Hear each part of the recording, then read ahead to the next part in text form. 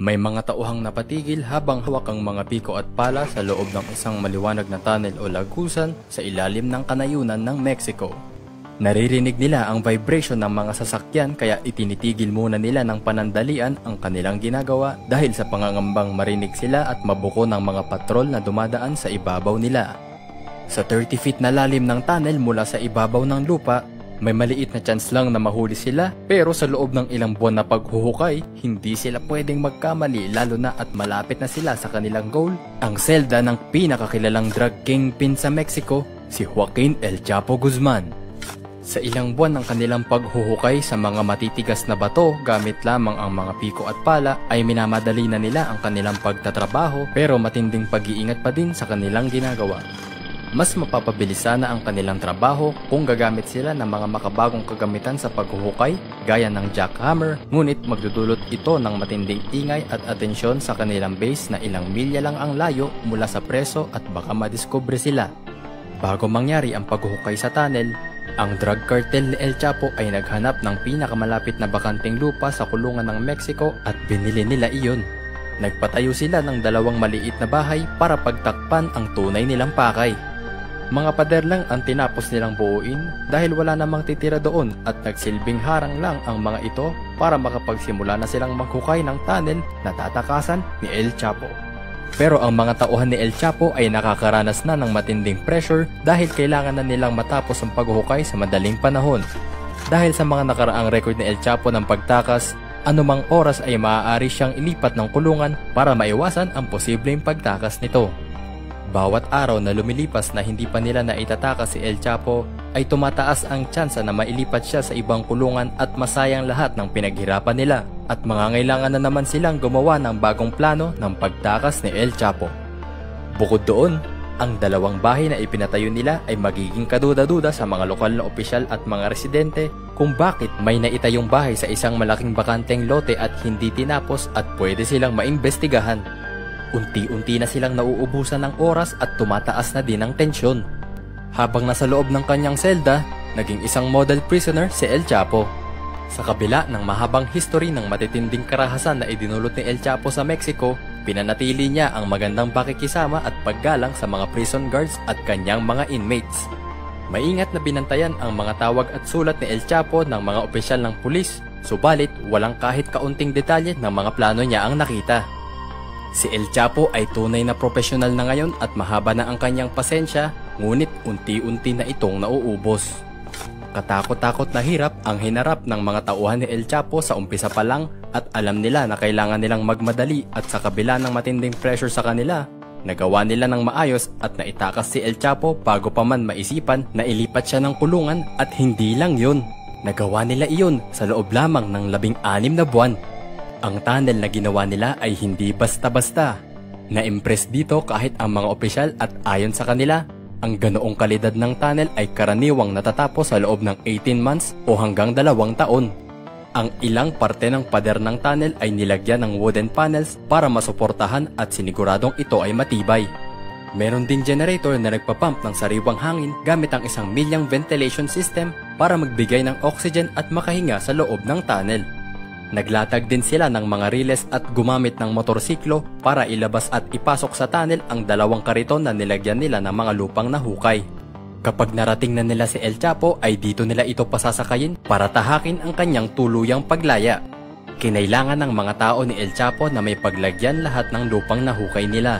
Inilipat nila ito sa tunnel opening habang ang ibang tauhan naman ay ikinalat ito sa paligid at hindi nila itinambak ng malalaking tumpok upang hindi maging kaduda-duda at pagmulan ng mga katanungan ng mga tao na mahirap sagutin.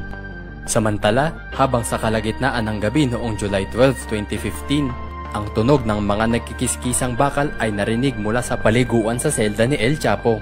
Ilang saglit lang ay nabutas na ang ceramic na sahig at isa sa mga tauhan ng nakakulong na drug lord ang bumati sa kanya at nagyayang bumaba sa kadiliman ng tunnel.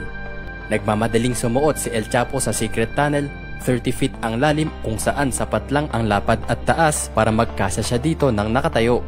Kahit na medyo maliit ang tindig ni El Chapo, siniguro ng mga tauhan niya na di kakailanganin yumuko ng kanilang bossing, isang pagtakas na kahit papaano ay may dignidad pa rin. Mga ilang hakbang sa tunnel ay naghihintay na kay El Chapo ang isang maliit na motorsiklo na nakakabit sa riles.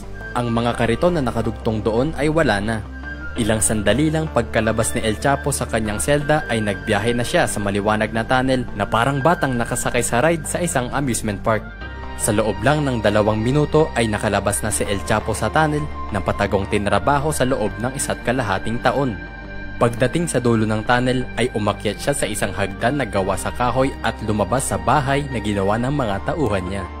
Pagkatapos magpalit ng malinis na damit ay sumakay na ang drug lord sa nakahandang truck at tuluyan ng nakatakas sa kasagsagan ng kadiliman ng gabi.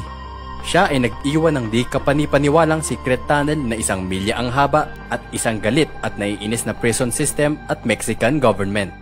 Ilang buwan lang pagkatapos ng kanyang pagtakas ay mahuhuli na naman si El Chapo. Ilang linggo bago pa siya nakalipat sa kanyang safe house ay napansin na ng ilang mga local residents na may mga armadong tauhan sa safe house at nai-report sa mga opisyal ng Mexico. Dahil dito ay naging under surveillance ang safe house. Sa pakikinig ng mga opisyal sa pag-uusap sa loob ng safe house ay narinig nila ang tungkol sa pagbisita ni Grandma o Aunt. Naisip ng mga opisyal na high value target ito at inabangan nila kung kailan sila pwede kumilos. Makalipas ang 1 buwan ay niraid ng Mexican Special Forces ang safe house at nadiskubre na ang Grandma ay walang iba kung hindi si El Chapo. Nagkaroon ng madugong engkwentro sa pagitan ng Special Forces at mga tauhan ni El Chapo.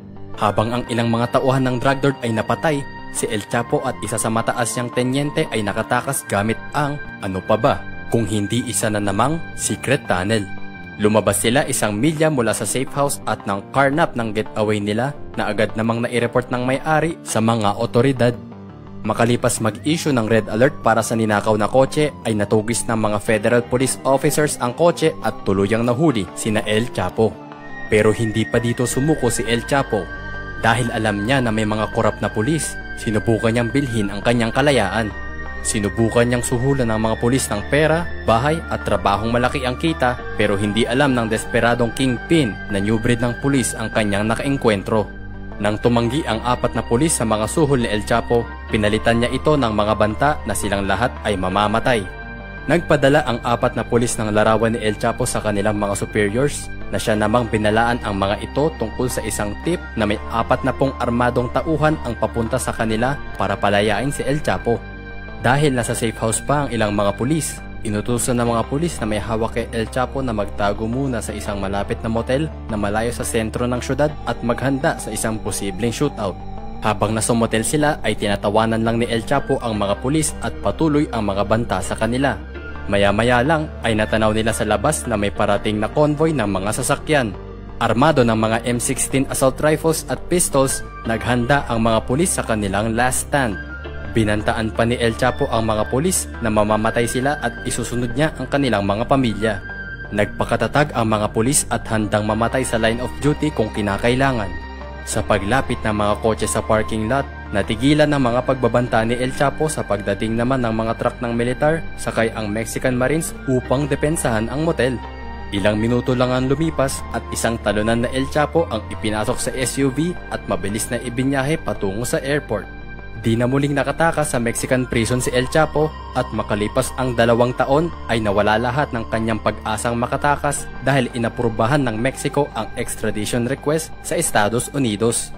Hinaharap ni El Chapo ang life sentence sa United States at kahit kinukonsidera siya bilang isa sa pinakamarahas na tao sa kasaysayan ng Mexico, ang drug kingpin ay maalala sa kanyang pagmamakaawa sa US justice officials na bigyan siya ng mas mababang sentensya na hindi ibinigay sa kanya.